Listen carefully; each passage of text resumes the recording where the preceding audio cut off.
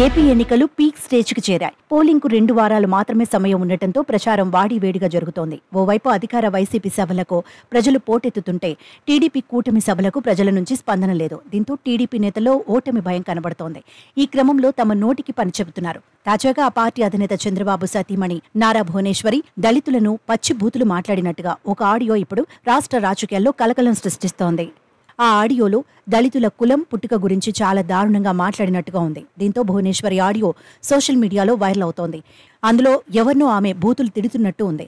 దళితులనే ఆమె ఘోరంగా తిట్టారంటూ వైసీపీ నేతలు ఆరోపిస్తున్నారు.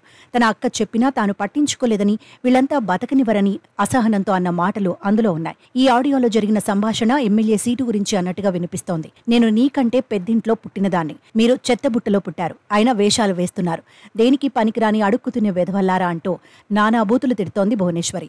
నేను మీ అందరినీ మానిటరింగ్ చేస్తానా? తప్పుడు నా కొడక, ఉడిగం చేసే వెధవ, పనికిరాని లా కొడక, ముష్టి నా కొడక అంటూ పచ్చిబూతులు ఉన్నాయి. దీంతో ఆమె మాటలపై దళితులు, వైసీపీ కార్యకర్తలు మండిపడుతున్నారు. కాగా టీడీపీ నేతలకు తొలి నుంచి దళితులంటే చిన్న చూపు అని ఫైర్ అవుతున్నారు. గతంలో చంద్రబాబు కూడా ఎస్సీలుగా ఎవరైనా పుట్టాలనుకుంటారా అంటూ వ్యాఖ్యానించిన విషయాన్ని ఈ సందర్భంగా గుర్తు చేస్తున్నారు. దళితుల పట్ల ఇంత వివక్ష చూపిస్తున్న తెలుగుదేశం పార్టీకి వచ్చే ఎన్నికల్లో తగిన గుణపాఠం చెబుతామని హెచ్చరిస్తున్నారు.